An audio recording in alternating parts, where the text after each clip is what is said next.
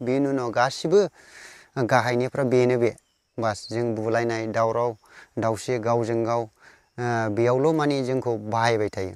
बेनि गेजेरावनो माखासे सेंग्रा गथ'फोरबो थायो जायफोरखौ एक्सन ग्रुपाव बाहायनाय जायो। गावसिनि एगेन्स्टआव थाङोबा बेखौ बुहोनाय बेखौ सोंखारि हैनाय बेफोरबायदि खामानियाव बाहायो। खुलुमबाय बयखौबो आरो आसा खालामो नोंथांमोना बयबो मोजाङै दं होननानै। ओमफ्राय दिनैनि बे भिडिअ'आव आं नोंथांमोनजों सावरायनो सानदों। दहाय फुङावसो आङो फंबाय एनिथिं एमजेनि चेनेलाव लैहोर लैहोर गयारि बिथांखौ माने सुनो होसोदों होननाय बायदि खोनादों आरो अडिअ'नि माखासे भइसआव सानोबा बिसोर मोनसे जायगायाव माने क्रस टकिं जालायलायदोंमोन। ओमफ्राय बेयाव माने क्रस टकिंआवनो माने बुलायलायनाय बायदि जादों। ओमफ्राय बेयाव सुथारनो नागिरजानाय बायदि खोनादों। नाथाय दिनै बे बाथ्राया मानो जादों? सासे जाय फंबाया दिनै समाजखौ मोजां खालामनो थाखाय माब्लाबा माब्लाबा ससियेल मिडियानि गेजेरजों माने गावनि खोथाखौ लाखियो।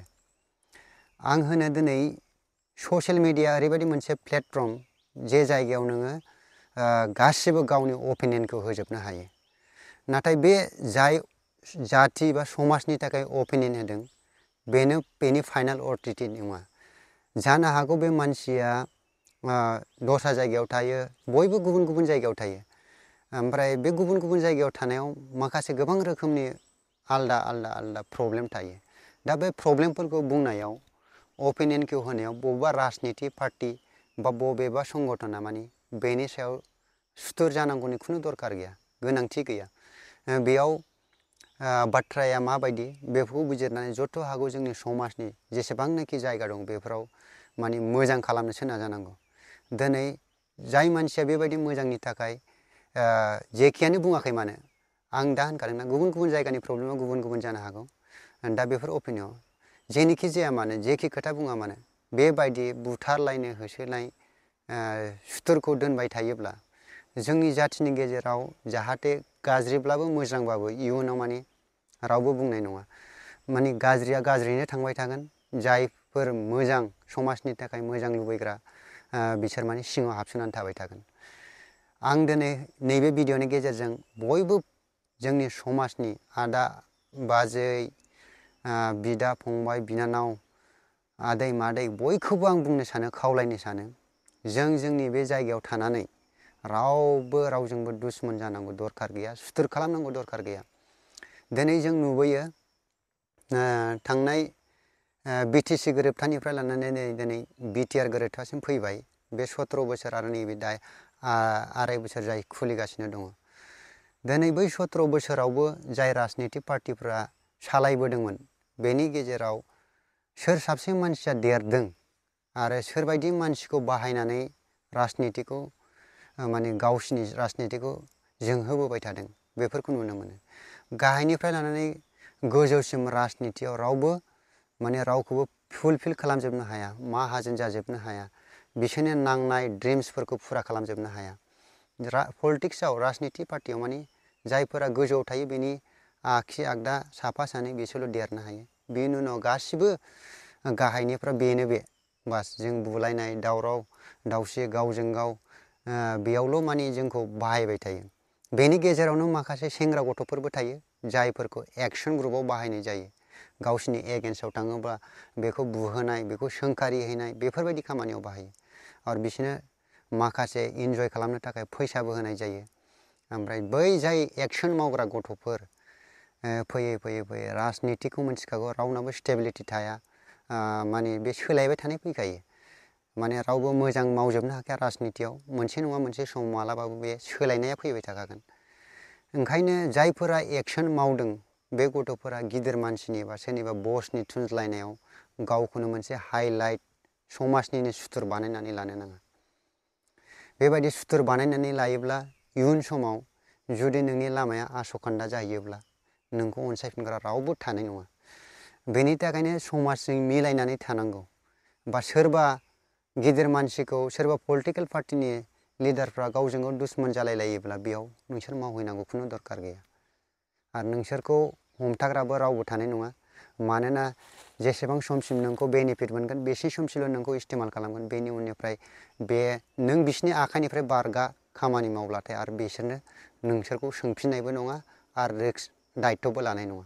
बेनि थाखायनो देरफुनाय फंबाय बिनानाव आदै मादै जायखि जाया जायखि पार्टियावनो थायाखै मानो जेखि बुङा मानो पार्टिया आलदा समाजनि रिलेसना आलदा बेफोरबायदिया थानांगौ आरो दा जों बयखौबो नुयो माखासे पार्टिखौ लानानैनो गाव गावनि न'खर बिदा फंबाय गावजों गाव मिलायलायनो नागिरा आरो फैयै फैनानै दिनै मोनसे आलदा सरकार फैलायबाय बेबो मोनसे रिभेन्स टाइपनि दस्रा पार्टिखौ सुनायनो नागिरा होमब्ला बेबायदिजों जोंनि बर'नि पलिटिक्स बा समाजा बोरै खौसेथि जानो हागोन बेयाव जेबो खौसेथि जानो हानाय नङा। ओंखायनो खौसेथिखौ लाबोनांगौबा जाय पलिटिकेल लिडारफ्रा जायखि जेखि गावजों गाव बखिलायबाय थाया गाहाय लेभेलनि मानसि जाय जों बैफोर पलिटिसियानखौ जों सायख'यो बेयाव जों समाजनि मानसिफ्रासो माने खौसेथियै थानांगौ बिसोरनि खुगाजों दावहा नांनायखौ जों बांद्राय एथ'ग्राब माने खर'आव टेनसन लानांगौ दरखार गैया। दा आं बयबो जोंनि थागिबि बर' हारिनि बयबो साननो गोरों बिदा फंबाय बिनानाव आदै मादै आयंमोन जायफोर दङ थारमाने जोंनि समाजाव जायफोरखौ गाज्रि नुयो समाजजोंनो जों बेखौ थिग खालामनो नाजा। आं सिगांनि भिडिअ'आवबो होनदोंमोन बे ड्राग्स जानाय माबा जानायाव जोंनि समाजाव थानाय मानसिफ्रा गाज्रि मानसिखौ ओरैनोबाबो सिनायनो हाखायो नाथाय सासे सानै गाज्रि मानसिखौ बुंनो हायैनि थाखायनो दिनै बिसोर मोनसे ग्रुप जायो ग्रुपनि गेजेरजोंनो माखासे गिदिर गिदिर जाथावै जाय समाजाव खालामनाङै बेफोर खामानिखौ मावनो आखायाव लायो। ओंखायनो सुरुवातआवनो जायफोरखौ गाज्रि नुदों समाजाव लानानै बेफोरखौ सावरायनांगौ आरो एक्सनबो लानांगौ आं होनो नङाबा जोंनि समाजा इयुन समाव जाय जोंनि दा सेंग्रा देरफुनाय बिसोरखौ गाज्रि खालामोब्ला फैगौ 15-20 बोसोरनि उनाव जेब्ला बिसोर संसार जाहैगोन अब्ला जोंनि समाजाव बेनिफ्राय गाज्रिसिन जों जाथायखौ नुहैनो मोनगोन। बेनि थाखायनो दिनैनो जों सुद्रायखायाब्ला इयुन समाव जाहाथे जोंनि संसार जानायाव सिखाव दाखाथिजों सुथुर बुथारलायनाय जायाजासे मोजाङै संसार जाहैनो हायो बेखौ साननानैसो जों दिनै जेखौ गाज्रि नुदों बेखौ बुंलायनांगौ। दा दिनै लैहोर फंबायखौ जेबायदि काहानि जों माने भिडिअ'आव देखायनायाव नुनो मोनदों अब्लाथ' जों समाजनि थाखाय मोजां बुंनाय बा लुबैनाय बेफोरनो माने गिख्रंथाव माने जेखि जाया बाथ्रा बुङा जों सोरनिबा माने सुथुर जागोन आरो बेयाव मोजांखौ लाबोनो हास्थायग्रा रावबो मानसि थानाय नङा।